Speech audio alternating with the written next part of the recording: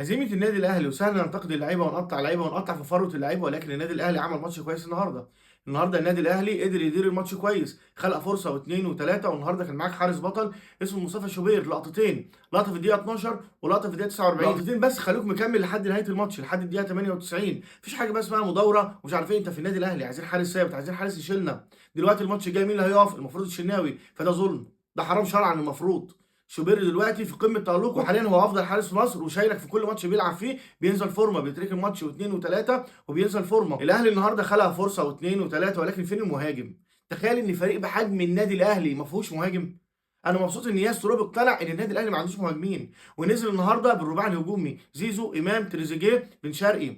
النهارده الاربعه دول كانوا عاملين لك استحواذ، لما بياخدوا الكره من على اليمين من ناحيه بن شرقي، لا بتلاقي زيزو بيضغط هو امام عاشور، ويجي تريزيجيه طبعا من الناحيه الشمال. هتعمل ايه؟ الراجل حتى لما حب ينزل مهاجم بص طبعا على الدكه، جاب مين؟ مروان عثمان. طب عمل ايه مروان عثمان من ساعه ما نزل مروان عثمان والتغييرات كلها نزلت؟ لا، النادي الاهلي تراجع. النادي الاهلي حرفيا ما عندوش دكه.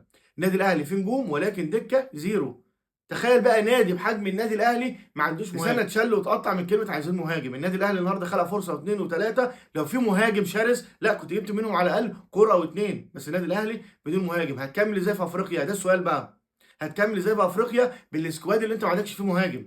هتكمل بكاموش، مروان عثمان، الاثنين اقل بكتير جدا من النادي الاهلي. يا عم طلع واحد من الناشئين يمكن يكون فارق عن الناس دي. ولكن النادي الاهلي بدون مهاجم كانك بتلعب باسلحه بدون رصاص. ولكن النادي الاهلي كليا لا، عمل ماتش كويس، وفنيا طبعا هنتكلم عن النادي الاهلي فيديو وحديه، ولكن الفرصه لسه قدامنا، ده هدف واحد. وانا شايف ان الترجي فريق يعني مش على المستوى، فريق ما يخوفكش.